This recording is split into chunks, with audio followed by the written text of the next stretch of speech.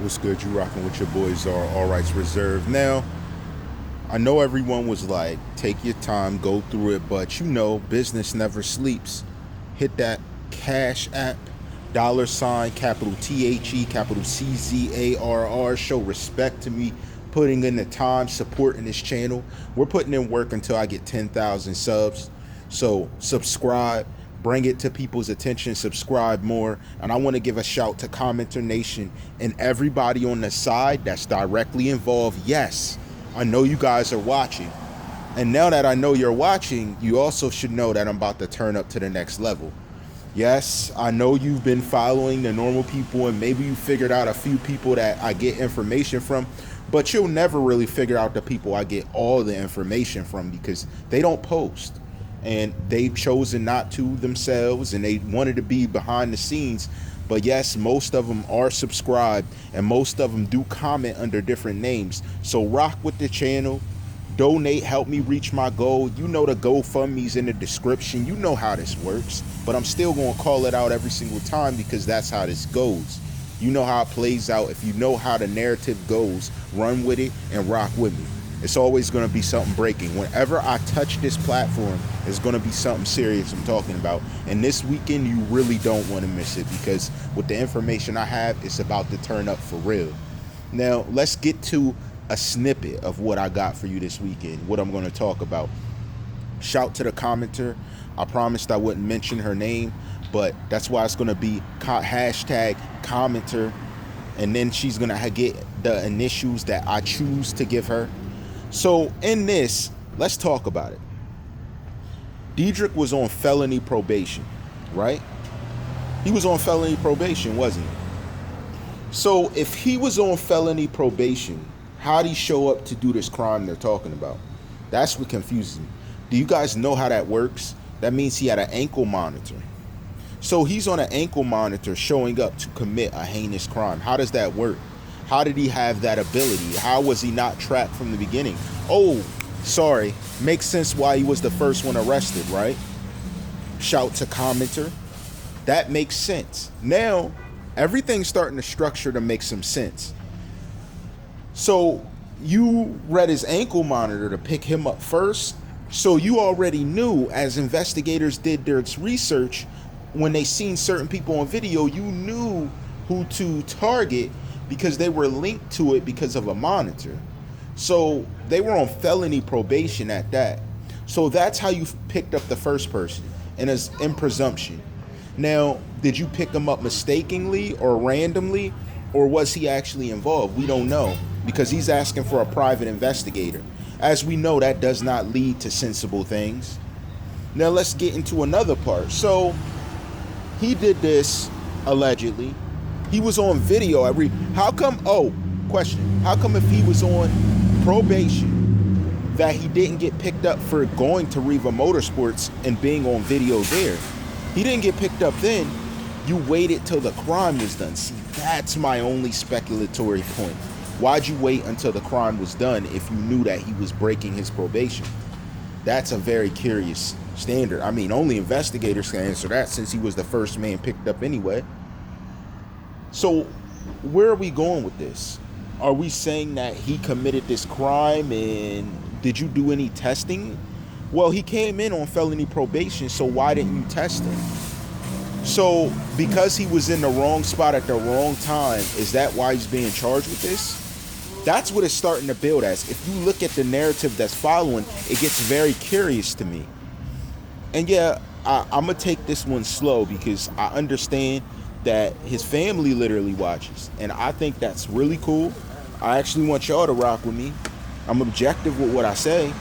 There's nothing that's outright pointing anyone's guilt. I'm trying to make it fair for everyone to get it because he asked for a private investigator, but let's be real. I've done more than their job. They could sit there and watch TheCzarr all rights reserved and be able to take the money and just run with it. Let's be real. Let's be real. So what's going on? How did he get picked up so fast? And how did you know he actually committed this crime if you didn't take DNA samples to match evidence? Nor did he get the likelihood of being in a position where he could, let's say, fight back. Now, I'm not saying he didn't do it, because allegedly he was on camera at the store. And my thing is, you have to have a person that's actually going to get up there and speak about it, right? So if you have to have a person that's going to get up and speak about it, they have to be credible, right? So credibility is a huge issue here. So he's on felony probation. He's picked up swiftly. Were any of these other men on some type of probation? Is that why they were picked up? Or were they picked up randomly? How did investigators know to pick up these 4 men versus 4 other random men? That never appealed to me. What type of evidence gave it up? Was it this witness that was contradicted many times? We still yet, witness named Victor. We have yet to know a last name, let's say it like that, because I know that I got several people telling me different information, and if it changes, they'll know right away.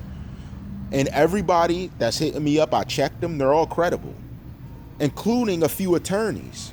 I got attorneys hitting me up, giving me information. So I'm not dancing around in a circle or dancing on fathoming something that's not there or not real. That's part of what I want to put up in the forefront. A lot of people just speak. By now you realize I ain't just talking out my butt. I'm asking legit questions. It's questioning what's going on. None of it's accusing. See, when you get to the accusing part without questioning the issues, that's when you start putting false blame on people, start getting, let's say, defamatory. We're discussing factual things. If he was on some type of probation and he had to wear a monitor, man. I'm just holding off on stuff I really want to say, to be real with you. Because there's some photos I got recently that shake the whole foundry of the clothes thing, the wardrobe thing. Listen, guys, it's much more serious of a wardrobe change than we thought.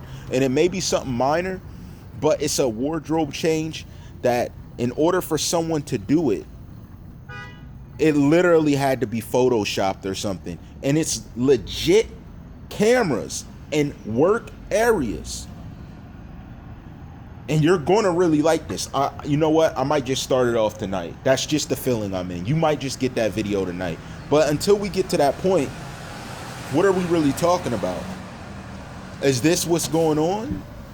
We're putting up false evidence now, and he was allegedly on probation but able to slide into these spots without being even questioned, without any type of investigation done on top of what he was doing.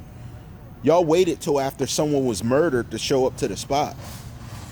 Now that's very questionable to me, and it's starting to pull out some specific people that I don't get how this happened. Yes, I may have information on the location of certain investigators during this time, and we'll talk about that tomorrow. And that's what I'm saying. That's the problem. If you were doing something more important, what was more important than a life loss? Or you didn't care? Either way, it still looks suspicious, in my opinion. I have no hate against anyone. I'm just saying there is very suspicious activity surrounding this whole occurrence. So, Commenter Nation, here's what you could do. You can share my videos one by one, the entire list. Share it, comment, push it, because tomorrow gets live and I'm really gonna go in. I'm gonna go in hard, like you don't understand. It's about to turn up. The information I'm getting on the side, shout to everyone that's involved. Number one, shout to Commenter Nation, because none of this would be possible without your assistance. And yes, I definitely want support of the channel and reaching our goal. There are other ways you can do it by smashing that like button. But at the end of the day, things are starting to get shaky.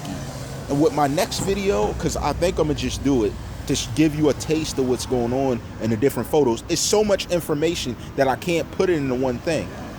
And I know that I'm talking about other things in it, but my question's already asked by now. How, if he was on felony probation, did he end up in that area and not get tracked down? Because he was on probation. He was on a situation where he was being watched. So if he was being watched, who wasn't doing their job to make sure he was doing what he was supposed to do? And that was be where he was supposed to be, instead of being where they claim allegedly he was. Is that why he wants a private investigator? Because he was following the rules and they're claiming he broke it and he didn't? Because here's my thing. If you picked him up as soon as you did, the gunpowder residue would have still been there. I mean, washing your hands don't get rid of gunpowder residue. There is a very specific manner of ways you got to get the residue off your hands. And I don't think he knew that.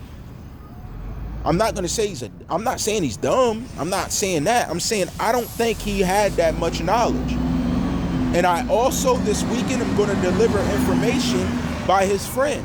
Yes, Diedrich's friend got up on the cam and was talking. Now, here's my thing. These guys are cocky. If he really felt that way, if he really thought that that was something cool, he would not have said what he said. And we're going to go over that.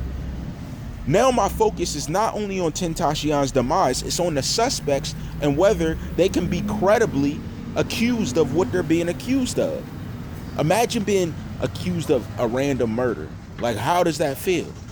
I'm not seeing the hardened criminal narrative that I'm getting from what they're describing. I'm not seeing it. That's my only issue. So even if he was there, he may not have done everything everyone's saying he did, but he could have. You know, it's up there. It's up for grabs. He's still in the indictment phase. So why is he being targeted the way he's being targeted? Why is this specific individual have some type of narrative being placed on him if he's claiming he wants a private investigator? What's going on? We're about to get into the next part. You know how I rock. You know how I rock. All rights reserved. Yeah.